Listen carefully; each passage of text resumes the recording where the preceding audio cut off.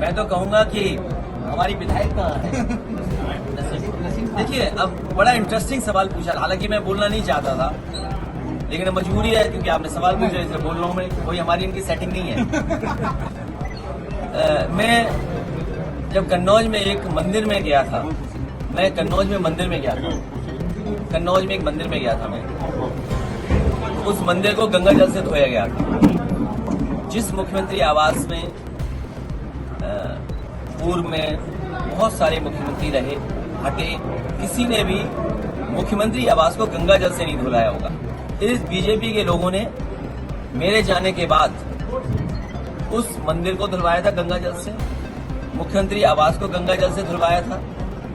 एक बार मैनपुरी में भी इसी तरीके से धुलवाने का काम किया था। बीजेपी वाले बताएं कि मैं तो गंगा में नहा लिया और गंगा किससे धोगे तुम? हमने तो गंगा पानी में स्नान ले लिया, अब बताओ गंगा को कहां से धोगे आप? तो इसलिए लड़ाई बड़ी है। ये जो फुलझड़ियां छोड़ दी जाती है छोटी मोटी, इनसे फर्क नहीं पड़ता है कौन क्या कह रहा है। उन्होंने तो एक श्लोक पढ़ा था, याद होगा, भजन भी गाया था, वो तो मैं बोल भी नहीं सकता। उनके विभाग में भ्रष्टाचार पूछ लिया किसी ने कि आपके विभाग में ये कमीशन है, तो उसने एक श्लोक सुना दिया था, भजन गा दिया था उन्होंने।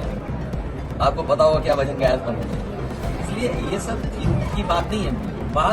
बड़ा सवाल ये है कि महाकुंभ में ये फेल हो गए, उस आयोजन में फेल हो गए, ट्रैफिक व्यवस्था में फेल हो गए, सफाई में फेल हो गए, पानी की गुणवत्ता में फेल हो गए। सेंट्रल बोर्ड, स्टेट बोर्ड लड़ रहा है आपस में बताने के लिए कौन सा पानी साफ है। माँ गंगा को साफ नहीं कर पाए। जो लोग मर गए हैं उनको मदद नहीं कर रहे हैं।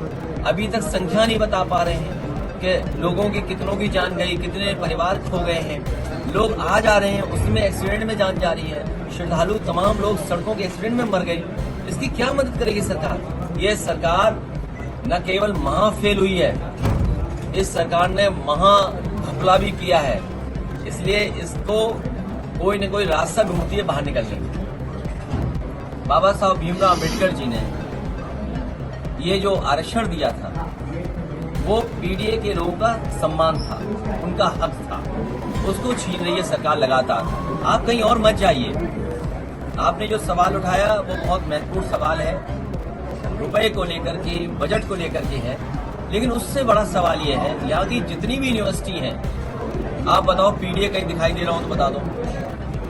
यहाँ की जितनी भी प्रतिष्ठित संस्थाएं हैं, 9 साल यूपी के और दिल्ली की सरकार का, अगर एक भी प्रतिष्ठित पीडीए का परिवार बैठा हो तो बता दो हमें। पीडीए के साथ ये भेदभाव इन्होंने किया है। कानपुर में जो संस्थाएं हैं, आप संस्थाएं गिनिए, ट्रिपल IIT संस्थाएं गिनिए, आप कृषि यूनिवर्सिटी संस्थाएं गिनिए, वो Baba Saheb technical university, HPTI, Homi Jahangir Bhabha institute. आप कोई इंस्टीट्यूट निकाल लीजिए, कोई रिसर्च सेंटर निकाल लीजिए, क्या पीडीए का एक भी व्यक्ति वहाँ पोस्टेड है या 9 साल में मिला है? अगर वहां पोस्ट नहीं मिली है तो उनसे नीचे मिलने वाली भी जो है, चाहे वो नौकरी हो, चाहे वो सुविधा हो, किसी पीडीए परिवार को नहीं मिला है। ये 400 करोड़ किसी के लिए उनका बजट कम करके अल्पसंख्यकों को देना, ये तो बहुत छोटा सवाल है। पीडीए के साथ जो भेदभाव हुआ उसकी आप कल्पना नहीं कर सकते। इसीलिए पीडीए के लोगों ने मन बनाया है, भारतीय जनता पार्टी को रिकॉर्ड सीटों से इस बार हराएंगे।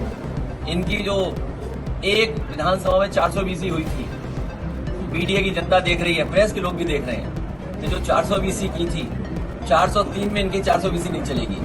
एक सवाल